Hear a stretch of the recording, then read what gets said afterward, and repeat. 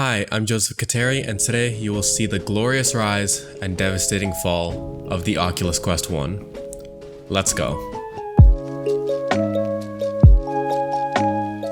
I have had the Oculus Quest since June of 2020. That makes it almost a year and a half now. In that time, I have spent hundreds upon hundreds of hours in games like Pavlov, Beat Saber, Rec Room with some friends, and even games like tennis. And this past month, I have upgraded to the Oculus Quest 2.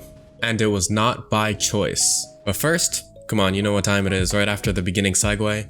It's time to subscribe. Currently, 95% of you are not subscribed. That is a crazy and staggering amount of people. Subscribe now so I can feed my cat. These videos aren't even monetized, by the way. Okay, so what was so bad about the Oculus Quest 1? Was it so downright awful that I decided to drop using it after just over a year when people have been using it since day one? Was it the lower resolution? No.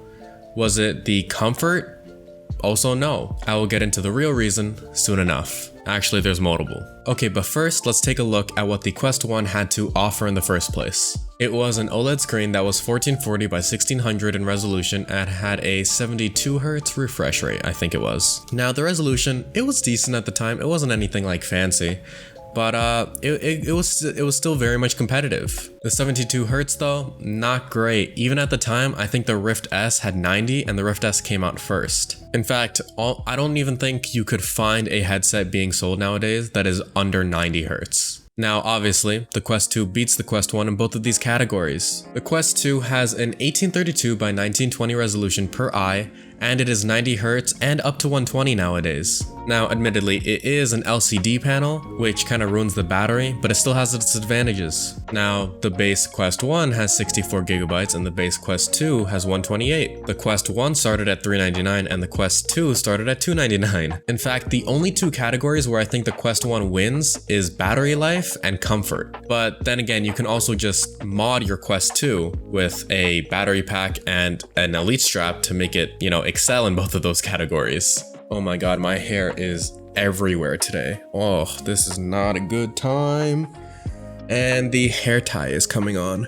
What I'm trying to say in all of this is that at the time, the Quest 1 was very good, excellent even. It was the first of its kind with wireless VR, but it simply cannot win because of its successor, the Quest 2. This is one reason why I stopped using the Quest 1 and switched to the Quest 2. It was simply being outclassed. But there are two even bigger reasons. But before I get to that, you should go into the description. Check out my Discord, we have over 100 members now. You can check out my Instagram, my TikTok, and even the music playing right now. And now on to reason 2. With life, all good things must come to an end. I know I kind of just ragged on how the Quest 1 was bad, but it's only bad compared to the Quest 2, which wasn't available at the time. I was loving my Quest 1.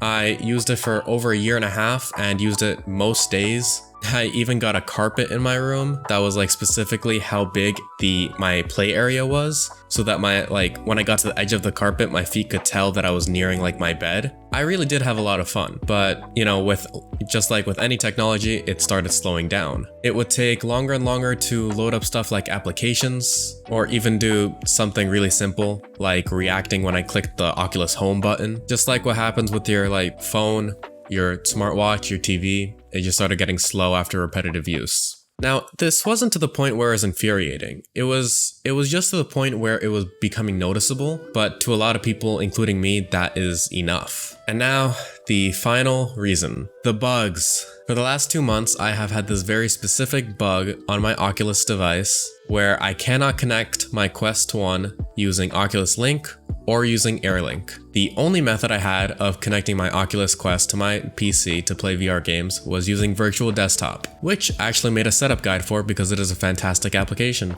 So what would happen is whenever I put on the headset and connected the cable, it would say, would you like to connect to Steam via Oculus Link?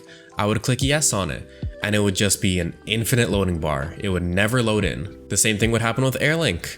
Would you like to connect to desktop whatever? I click connect, infinite loading screen. Now, just to be clear, I am 99% sure this was an issue on the PC end of things instead of the Quest, but it was still a bug that did not let me use my Quest, so I'm gonna count it. And I know it was on the PC side because I at one point even reset my Oculus Quest 1 and it did not fix the issue. I factory reset it. I have tried so many fixes and none of it's worked. I looked through the Oculus support forums, the FAQs, I looked through YouTube videos, I went through Reddit posts, none of it helped. And all I got was a ton of people having the same issue as me. I reinstalled my video drivers, I rolled back my video drivers, I tried different cables. I even went to my friend's house with my PC and Quest and tried their Wi-Fi. I tried literally everything and it still did not work. And ironically, it still isn't fixed even after I bought my Quest 2. But to be honest, at this point, I'm not really that concerned for it. If it gets fixed, cool. If it doesn't,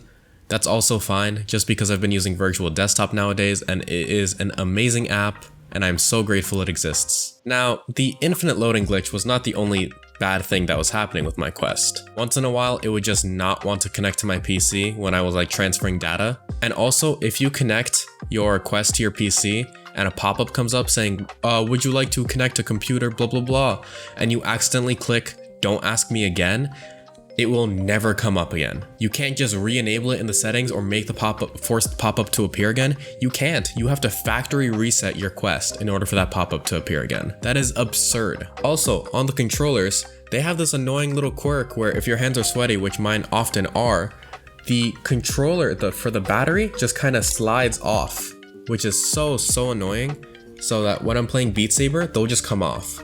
Another problem, in my Oculus Home, my position with the controllers would be completely wrong, and if I clicked reset view on my like Oculus Home button, it would reset me like 20 feet away from where I was supposed to be. It was just bug after bug, and if I looked up how to fix one, another would just eventually pop up.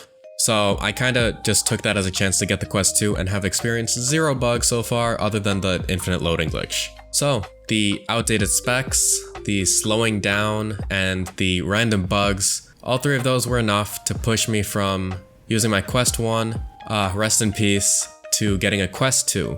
So now you know. This channel is all about making educational and entertaining VR content, so hit the bell or join my Discord to receive updates on when I upload. Hint hint, it's every Wednesday at 3 p.m. You can find links to my social media like my TikTok or Instagram or even the music playing down below in the description. Have a nice day.